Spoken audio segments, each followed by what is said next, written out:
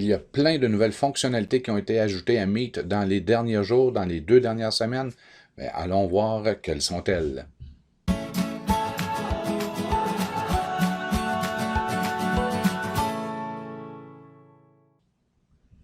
Premièrement, il y a une meilleure intégration à Classroom, bien qu'elle ne soit pas parfaite. Ensuite, il y a le mode mosaïque, le mode grille jusqu'à 49 participants-participantes. La possibilité pour l'organisateur de la rencontre de couper le chat et d'empêcher les élèves de partager leur écran. Ensuite, vous avez la chambre d'attente. Avec une extension, présentement, on peut avoir les sous-groupes, mais bientôt, dans quelques jours, quelques semaines, on ne le sait pas, il y aura aussi l'intégration des sous-groupes à Meet même, donc à l'outil même. Et il y a quand même l'intégration de Jamboard. On pouvait utiliser Jamboard auparavant, mais on devait le faire de manière manuelle, tandis que maintenant, il y a une option pour intégrer Jamboard directement dans Meet. Donc, allons voir certaines des fonctionnalités. Premièrement, vous avez toujours Meet qui est disponible à partir du bandeau, si vous l'avez activé bien entendu, du bandeau de Classroom.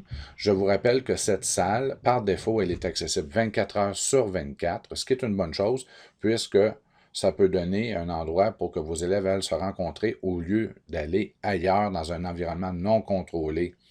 Donc, cette salle, par défaut, elle est disponible 24 heures sur 24. Si pour vous, c'est un irritant, vous pouvez soit désactiver la salle ou encore cacher le lien. En allant sur la roue d'engrenage, du côté, dans votre interface enseignant-enseignante, vous avez dans Meet, il est possible de tout simplement dissimuler le lien, si j'enregistre, d'avoir du côté de l'élève, ici à droite, si je fais rafraîchir, le lien ne sera plus visible. Alors, en tant qu'enseignant-enseignante, vous pourriez réactiver le lien uniquement quelques minutes avant votre période de visio. Donc, oui, c'est possible. Ou vous pourriez tout simplement le réinitialiser et le dissimuler. Donc, ça, c'est une possibilité. Ensuite, je l'ai remis visible. Donc, allons du côté de l'élève. Maintenant, cette salle, elle est toujours disponible. Les élèves peuvent se rencontrer sans vous. Donc, la première personne qui entre dans cette salle aura les commandes de l'organisateur. Donc, c'est important. Si vous, en tant qu'enseignant-enseignante, vous désirez aller rencontrer vos élèves, utiliser cette salle, c'est définitivement la façon la plus simple d'aller vous rencontrer, mais vous devez vous assurer d'y arriver en premier. Donc, en cliquant ici, vous aurez un petit bouclier. Mais là, je vais faire un exemple de si vous n'arrivez pas en premier et que c'est un élève qui arrive en premier. Donc, voici. L'élève se branche. Là, vous comprendrez qu'il y aura un problème de caméra car je commence à manquer de caméra puisque je m'enregistre en ce moment. L'élève choisit de participer à la réunion et l'élève aura le bouclier de l'organisateur. Donc là, il faut faire attention. Si vous arrivez que vos élèves sont déjà dans la rencontre, vous ne serez qu'un participant. Donc oui, c'est l'inconvénient de cette façon de procéder.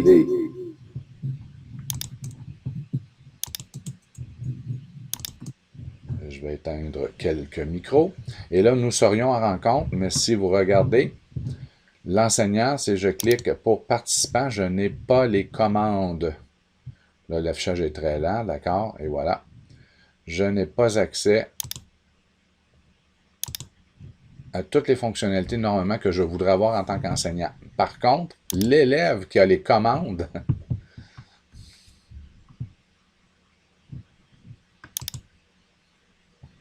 a les commandes de l'organisateur. Donc, il est possible de désactiver les micros, il est possible... Bon, là, l'affichage est très, très lent. Vous pouvez même probablement entendre mon ordinateur qui travaille très fort, mais vous avez tous les paramètres qui sont ici.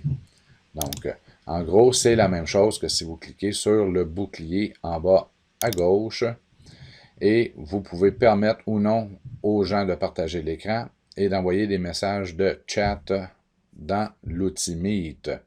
Il est aussi possible d'activer la chambre d'attente.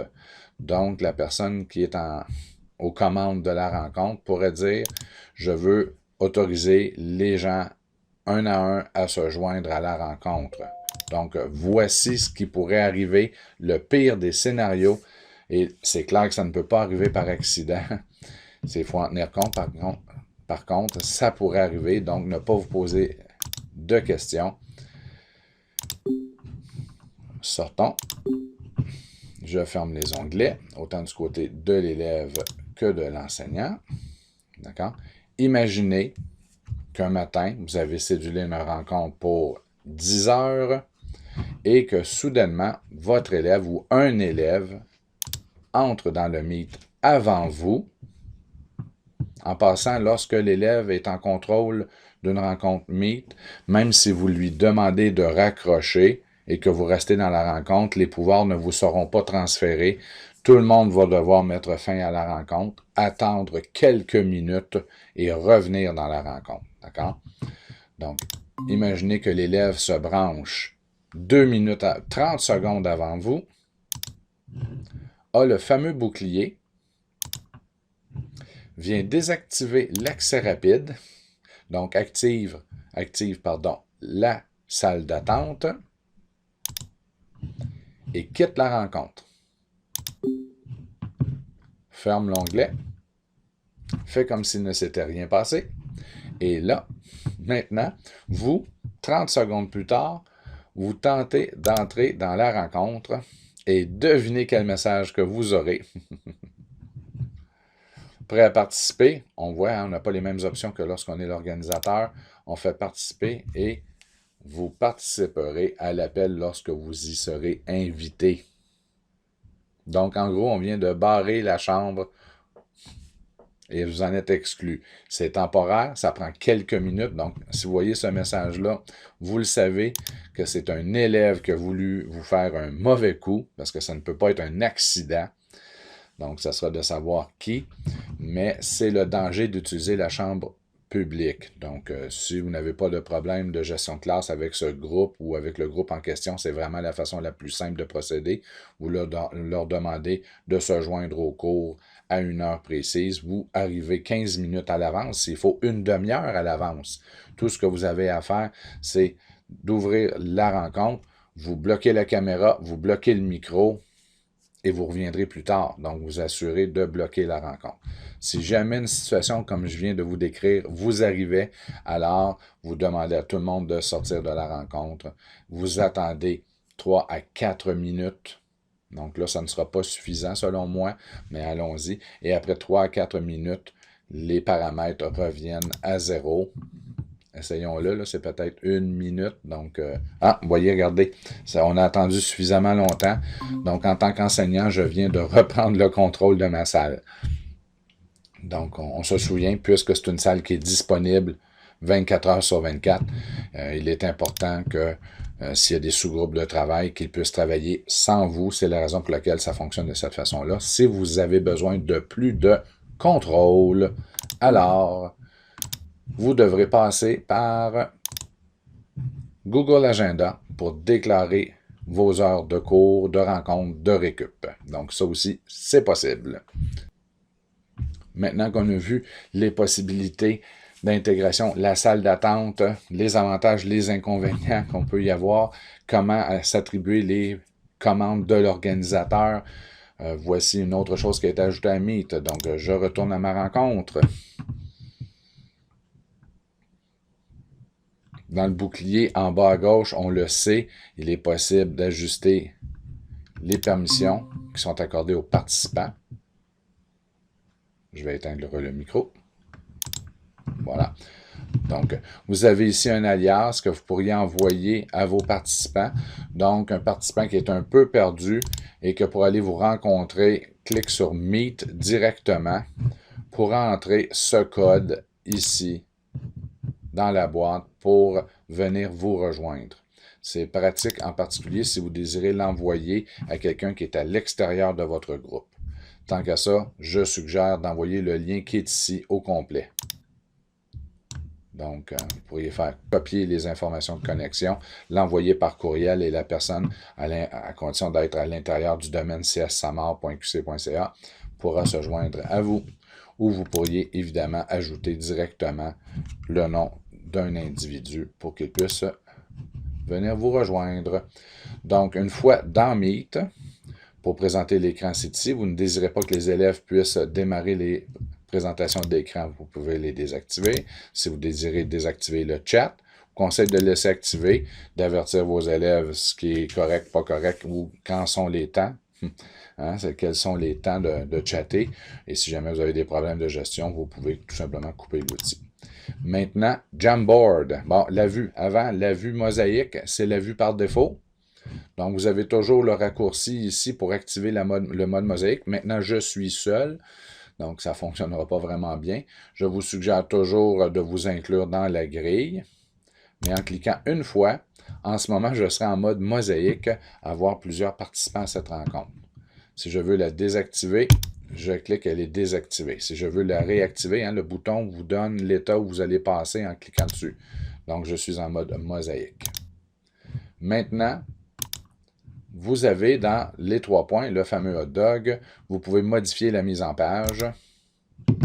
Et c'est ici que vous avez les modes que vous désirez utiliser ou que vous pouvez utiliser, soit le mode avec la barre latérale, mode projecteur, le mode mosaïque standard, qui vous permet de définir de façon fixe le nombre de vignettes. Donc, vous pourriez l'installer à 49 et même si vous êtes 6 personnes, vous allez occuper uniquement qu'une ligne au niveau des vignettes. Donc, ce qu'on vous suggère de faire, c'est d'utiliser le mode automatique et il s'ajustera en fonction du nombre de participants.